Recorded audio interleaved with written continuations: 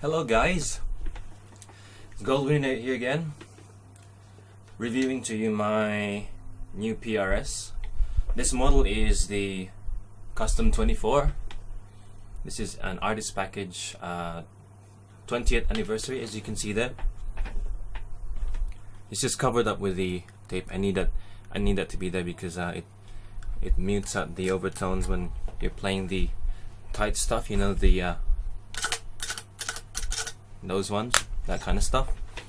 So I'll run down the specs on this. This is the because it's the artist package. It has the Brazilian rosewood fingerboard, and it has the these birds in flight.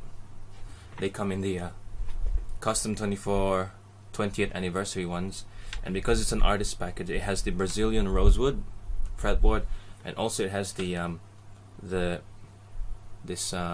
veneer on the headstock. As you can see, it's a mahogany neck, mahogany body. Okay, so it's a wide thin neck. It's the older one. It's the 2000, obviously the 2005 model, 1985 2005. The frets, I have another PRS, which is that one there. That is a Custom 22, and that is a 2015 model. So it has the newer pattern neck, the updated shape. But with this one, this has the frets on these are they seem to me as a little bit higher than the 22, which seems to be pretty good for shredding and soloing and things like that. They quite sound like different. I'll make another I'll make another video comparison of this, or maybe not a comparison, but explaining the differences between the two of them. And I'll make another video again of the 22, a review of that, of my experiences of it. Now, this one has the artist grade top. Because this is 10 years old, there's a bit of obscuring of the paint job around this area here, around this area there. It looks a bit cloudy because of PRS's V12 clear coat finish. Apparently there's a defect where moisture, look it up. But apart from that, the top looks really good. See that? Hopefully the camera is picking it up. I'm going to close my laptop, just going so you don't see it in the reflection. But this is it. See that? And that part there as well. Hopefully there's enough light. The carve on these things is amazing, especially it makes the guitar look a bit muscular. The pickups in these, put my knee up in here. The pickups in these are HFS and vintage bass. They originally came uncovered, black, but I thought I'd put gold covers in them. On a side note, by the way, when you're putting gold covers on your uncovered pickups, when you install gold covers, make sure you put some. Look up how to do it properly. Put some silicone, like a silicone adhesive, in between the pickup and the cover. That stops it from squealing especially when you're playing with distortion and you're putting the volume up. You don't want that squealing because the guitar's basically going to be unusable live, because it just couldn't. The pickups would tend to get microphonic because the covers are vibrating up against the pickup, like micro vibrations that it comes up on your amp. Yeah, HFS and vintage bass, I quite like them. They have like a kind of like a hi-fi sound, if you will. It's clear, and it has some growl. Some people like them, some people don't, but I like them. It sounds good to me. It sounds good enough that it doesn't make me feel like I really want to replace it. So if you can notice, there's some weird things going on with the pole pieces. It's because I've put in some like a tape on it. It's called a Gorilla Clear repair tape, and the reason why I put them on is that these shiny pickups, they tend to get smudged up pretty easily with your fingerprints and everything. So and also, you know, I want that to the pickups to stay reasonably shiny. And another reason is because I don't like how the pole pieces tend to get rusted out when and corroded from sweat and everything. So I use that to cover it. Same with the bridge pickup. Sorry, the bridge, the saddle. See how there's a bit of duct tape on the first one to cover the saddle screws, unlike the others, because with me, dirt tends to accumulate on the screws, and then you end up not being able to adjust them later on because it's too filled with dirt, and you might end up having to replace the whole saddle. So I thought I'd do some preventative measures for this. So gold hardware, as you can see, and I've done limited or practical mods for this guitar that works for me. I put in the you know, DiMarzio strap because they're pretty reliable, they're pretty good. It's a seatbelt style material, and I've taped up the this thing with a bit of a what's that called, gaffer tape, so it doesn't scratch up the finish when it's doing that in the case or wherever. Same here. I'm using the original Prs screws because they fit the holes perfectly.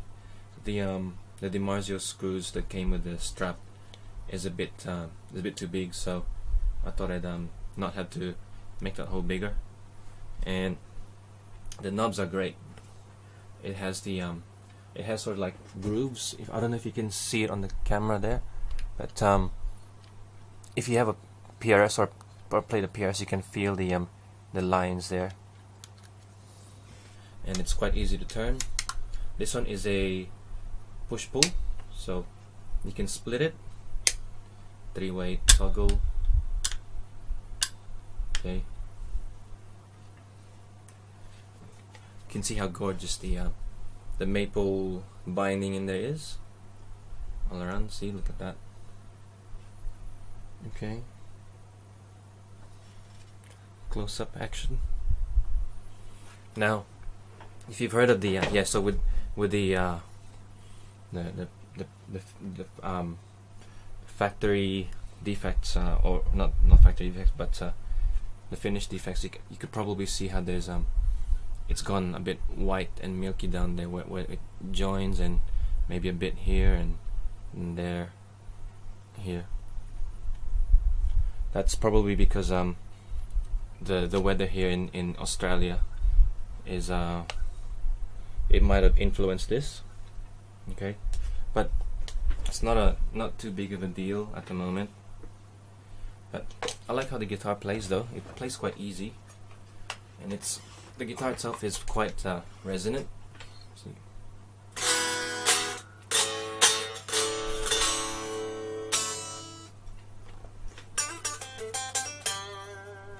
You know, you can feel it. It's alive, and I'm planning to change out these pickup rings soon, just to change them to white, because I think the newer PRSs, such as that one there, it has the white pickup surrounds, and quite like them better because it just looks more, I guess, clean, if you will.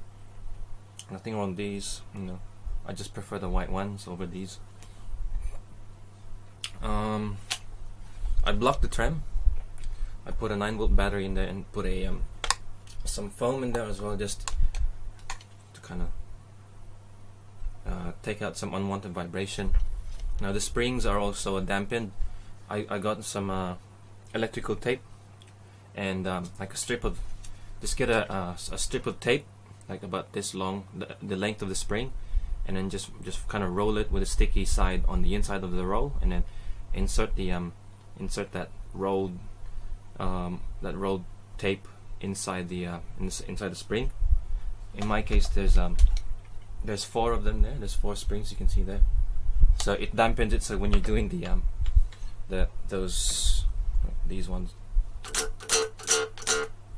it gets rid of the unwanted overtones that come out from the springs, from vibration, because you know PRS guitar is quite well built. So vibrations tend to get picked up pretty easily.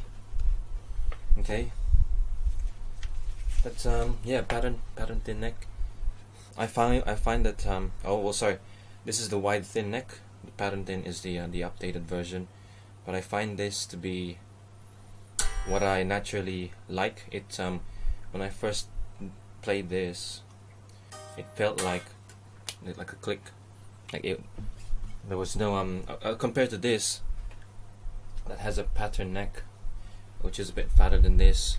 Although it's not bad, it's just it's still really comfortable, and I have no problems with it. But when I first picked that up, I first noticed it was like, oh, it's a bit thick, but it's all good. You get used to it. I got used to it pretty quickly. But with this, with a wide thin neck, which I'm guessing is very similar with the pattern thin. This one, when I initially played it, it was just like, yeah, this is no problems there, no comments. It just, I guess it just suits my hand, the way I play. I've been playing this for a while now. I played it in a show last night. Thursday night, which is two nights ago. And yeah, it's played really good. And it has, pickups are quite clear, and it's got that punch to it. I find that this is quite mid-range focused, like upper mid, and the low mids have been shaved off a little bit, which is good because it helps with a good tone for live. It gives some space to the bassist and kick drums and vocals, and just overall in the mix it seems quite appropriate, if you will. And yeah, so thought I'd share a video of this nice guitar, natural back. Okay, the jack there looks really good as well. Let's see. Tone knob, very usable tone knob, and 24 frets. What else can I say? Look at that, 20th anniversary.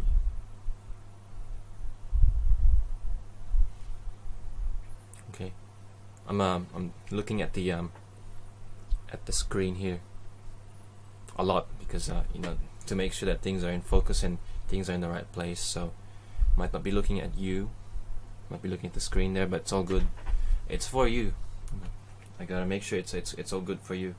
One of these days I'll upgrade my camera so that this, you know, that could be a little bit better. But yeah, what I noticed as well is the dots on the side, they seem to be metallic, unlike the white ones that you normally see on other guitars. They look metallic. They look like metal to me. They look metallic.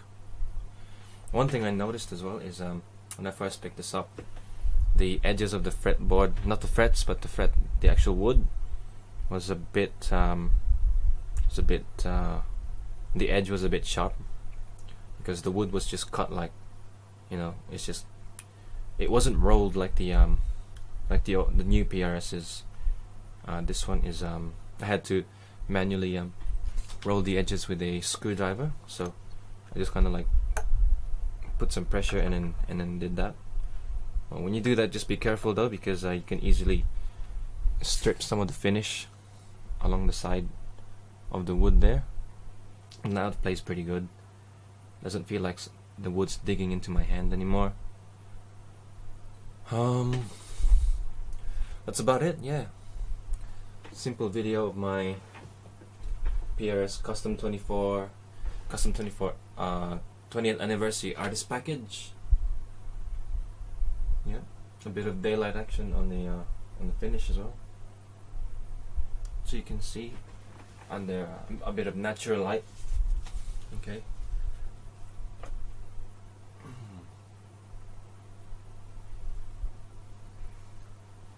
See that? Some reflective light as well from my room light.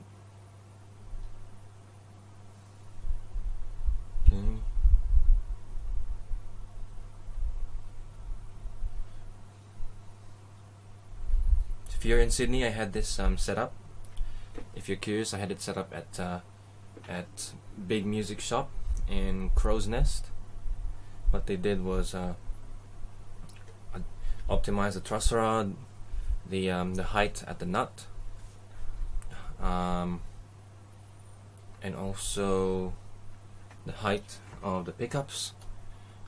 Optimize the screws as well.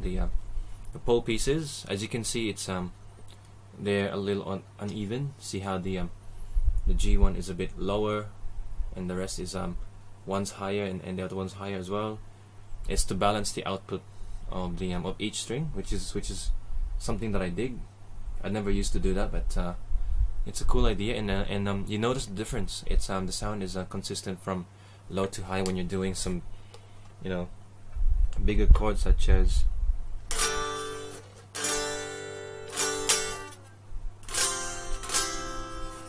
they sound consistent through the amp, and yeah, it's blown away. Something you could look into, might help you as well. You might like it, but that's about it. I'm gonna end this video now, and it's I'm not sure. Most of you probably don't like long videos, so this is it. My core series. See you next time. Laters, bye.